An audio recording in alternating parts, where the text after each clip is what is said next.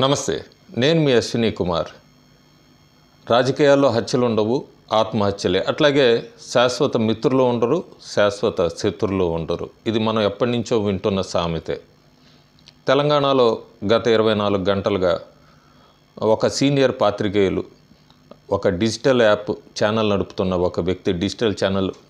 ఒక వ్యక్తి తెలంగాణలో బీజేపీ, బీఆర్ఎస్ రెండు త్వరలోనే విలీనం కాబోతున్నాయంటూ కూడా ఒక వీడియో టెలికాస్ట్ చేశారు. బ్రేకింగ్ న్యూస్ అన్నారు. టైటిల్ చాలా బాగా పెట్టారు, దేశంలోనే భూకంపం రాబోతోందని. దేశంలో రాజకీయ భూకంపం అని కూడా మళ్ళీ. సో ఆ విశ్లేషణ అంతా కూడా నేను కూడా విన్నాను. బాగానే అనుకూలంగానే చెప్పారు, రెండు పార్టీలకి ప్లస్ మైనస్కి అంతా కూడా.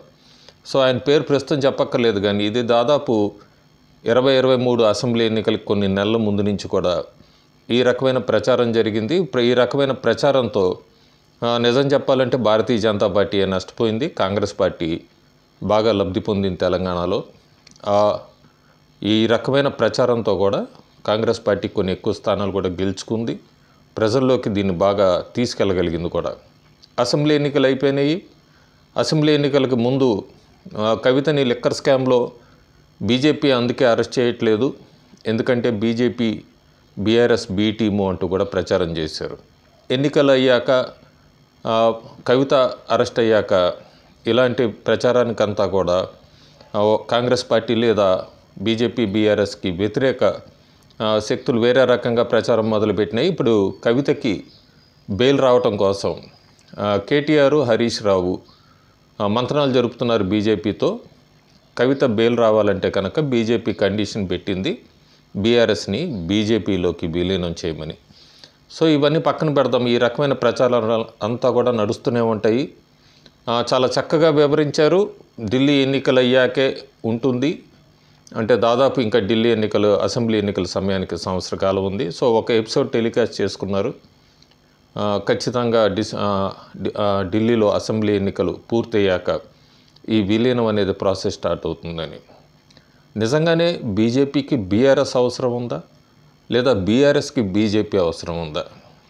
దాదాపు బీఆర్ఎస్కి 4 రాజ్యసభ స్థానాలు ఉన్నాయి, పార్లమెంట్ స్థానం ఒక్కటి కూడా గెలుచుకోలేదు. బీజేపీ తెలంగాణలో బాగా పుంజుకుంది. కాంగ్రెస్ పార్టీకి ఆల్టర్నేట్ కింద కూడా ఎదిగింది బీజేపీ పార్టీ. ఉద్యమ పార్టీగా పేరొందిన టీఆర్ఎస్, టీఆర్ఎస్ ఇప్పుడు బీఆర్ఎస్ ప్రస్తుతానికి అసెంబ్లీ ఎన్నికల తర్వాత మాత్రం బాగా డౌన్ఫాల్ అయింది. పార్లమెంటు, లోక్సభ ఎన్నికల్లో ఒక్క స్థానం కూడా గెలుచుకోలేకపోయింది. ఓట్ షేర్ కూడా ఎవరూ ఊహించని రీతిలో గ్రాఫ్ కూడా పడిపోయింది. ప్రస్తుతానికి బీఆర్ఎస్ అయితే మాత్రం ఓట మంచిగా ఉంది, మునిగిపోతున్న పడవ అంటూ కూడా కొంతమంది విశ్లేషకులు చెప్పారు. అట్లాగే ప్రొఫెసర్లుగా పేరు పొంది ఎలక్ట్రానిక్ మీడియాలో విశ్లేషించే వాళ్ళందరూ కూడా గత 5 నెలల కిందట కూడా కేసీఆర్ త్వరలోనే ఢిల్లీ పర్యటన లేదా ఢిల్లీ వెళ్తున్నారు, అంతా ఫైనల్ అయిపోయింది, బీజేపీ బీఆర్ఎస్ విలీనం కూడా అంటూ కూడా కొన్ని విశ్లేషణలు ఇచ్చారు. బీజేపీకి బీఆర్ఎస్ని కలుపుకోవడం వల్ల ఉపయోగమా లేదా నష్టమా అనేది అయితే ప్రస్తుతం ఇప్పుడు తెలంగాణలో పెద్ద చర్చ జరుగుతుంది. ఇంకొక సైడ్ ఆఫ్ ది కాయిన్ చూసుకుంటే కనుక బీఆర్ఎస్ పార్టీకి అయితే మాత్రం ఖచ్చితంగా ఒక అండ కావాలి. ఎందుకంటే తమ ఎమ్మెల్యేలని రక్షించుకోవటానికి బీఆర్ఎస్ పార్టీలో వెళ్ళకుండా, కాంగ్రెస్ పార్టీలో వెళ్ళకుండా, అలాగే కేసుల నుంచి తప్పించుకోవటానికి వాళ్ళు కేంద్రం వైపు చూస్తున్నారు, బీజేపీ వైపు చూస్తున్నారు, బీజేపీ అండ కోసం చూస్తున్నారు అన్న ఒక వాదన అయితే బీఆర్ఎస్ క్యాడర్లో బాగా వినబడుతుంది. కానీ బీజేపీ వైపు నుంచి కూడా ఎక్కడ ఇటువంటివి సంకేతాలు అయితే ఇప్పటిదాకా లేవు.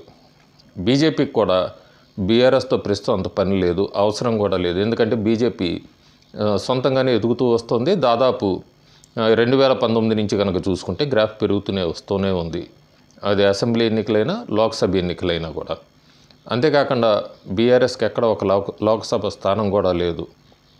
ఇంకా కొద్దిగా విశ్లేషించి ఆయన ఢిల్లీలో కేసీఆర్, కేటీఆర్, హరీష్ రావుకి ఏ రకమైన పదవులు ఇవ్వాలన్నది కూడా బీజేపీ ఆలోచిస్తుందన్నారు. ఇందులో ఈ వార్తలు ఎక్కడ నిజం లేదు. ఎందుకంటే కేసీఆర్ కానీ, కేటీఆర్, హరీష్ రావు ముగ్గురు కూడా కేవలం ఎమ్మెల్యేలు మాత్రమే.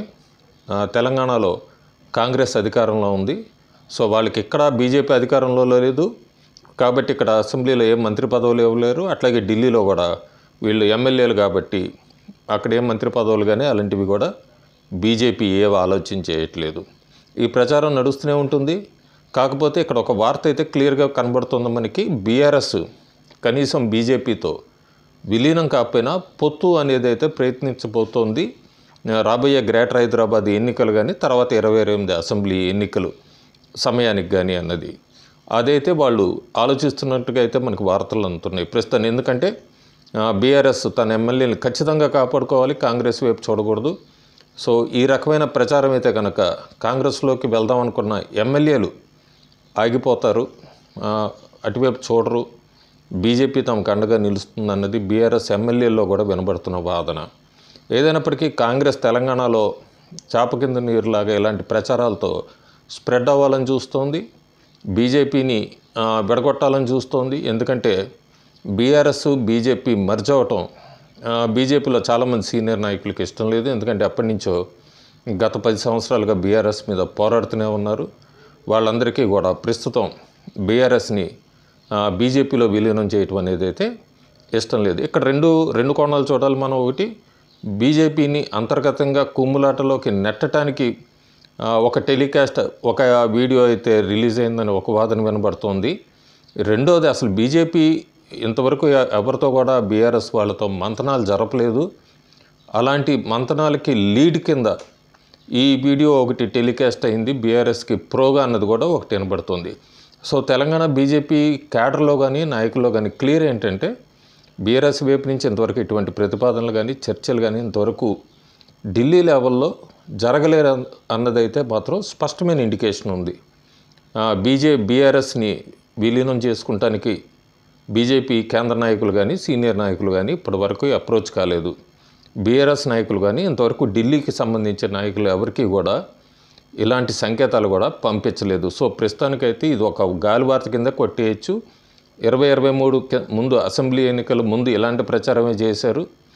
ప్రస్తుతం కూడా ఒక 5 నెలల కిందట కూడా కేసీఆర్ ఢిల్లీ వెళ్తున్నారు, ప్రధానమంత్రిని అమిత్ షాని కలుస్తారు కేసీఆర్ అంటూ కూడా కొన్ని విశ్లేషణలు వచ్చినాయి. సో దాన్ని కొట్టేశారు. 5 నెలలు దాటిపోయింది ఇప్పటికీ. సో అందులో కూడా నిజం లేదు. ప్రస్తుతానికి కూడా తెలంగాణలో ఒక వార్త లేదు. సో ఆ వార్తని స్పెక్యులేట్ చేయడానికే ఇలాంటి ఒక గాలి వార్త వచ్చిందన్నది అయితే మాత్రం ప్రస్తుతానికి మనకు అందుతున్న సమాచారం. కాకపోతే ఇందాక నేను ఫస్ట్ చెప్పినట్టుగా రాజకీయాల్లో హత్యలు ఉండవు, ఆత్మహత్యలు, అట్లాగే శత్రులు శాశ్వత మిత్రులు ఉండరు. కాబట్టి బీఆర్ఎస్ ప్రస్తుతానికి డౌన్ఫాల్ అవుతోంది. సో రేపు తనకు ఒక సపోర్ట్ కావాలి కాబట్టి పొత్తు కాకపోయినా కనీసం విలీనం కాకపోయినా పొత్తుతో ఏమన్నా వెళ్ళొచ్చు అన్నది బీఆర్ఎస్ నాయకులు మాత్రం ఆలోచిస్తున్నారు.